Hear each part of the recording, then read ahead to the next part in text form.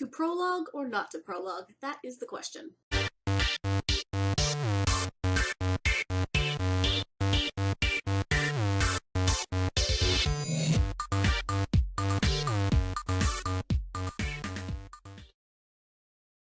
Hey WordNerds, happy Monday. I hope you all had a fantastic reading and writing weekend. So over the course of the last month or so, my sister, my mom, and I were doing a bit of a mini book club where we were all reading Me Before You at the same time. It was a lot of fun, but I learned something really interesting. As we were all sitting down together to start the book at the same time, my sister mentioned, "Oh, do I have to read the prologue? I never read the prologues." And my mind just kind of exploded because the prologue wouldn't be there if the author didn't think it needed to be. But really, if we're being honest, lately the idea of prologues has become kind of a controversial issue in the writing world. You'll see it recommended all too often to just skip them, to not include them in your query letters, or to really evaluate whether or not you need one. More often than not, a prologue is a section of story that takes place kind of outside of the main narrative. It's placed at the beginning of the book, even before chapter 1. Maybe it takes place way before the main story starts. Maybe it's narrated by someone else. But for whatever reason, the author decided to keep it separate from chapter 1 and make it a prologue instead. Now, another piece of advice you'll often hear is to start your story as close to the main conflict as you can. Don't overwhelm your reader with too much backstory or stuff that doesn't really matter to the main plot.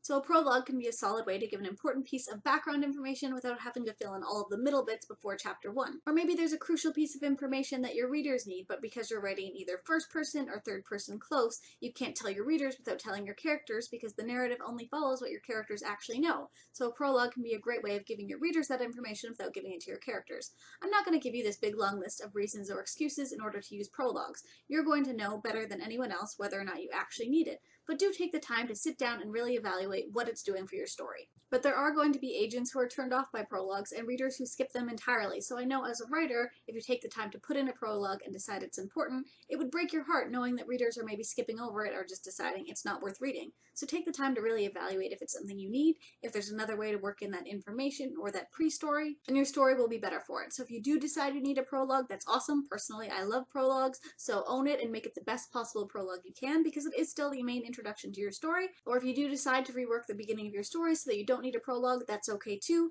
Whatever you need to do in order to make your story the best it can possibly be is going to be the right route to take. So that's it for me today. There won't be a live chat this Sunday because the WordNerds will be interviewing potential new WordNerds, which is amazing, but we do still have something special planned for you, so be sure to tune in on the channel on Sunday anyway, and we will see you next week.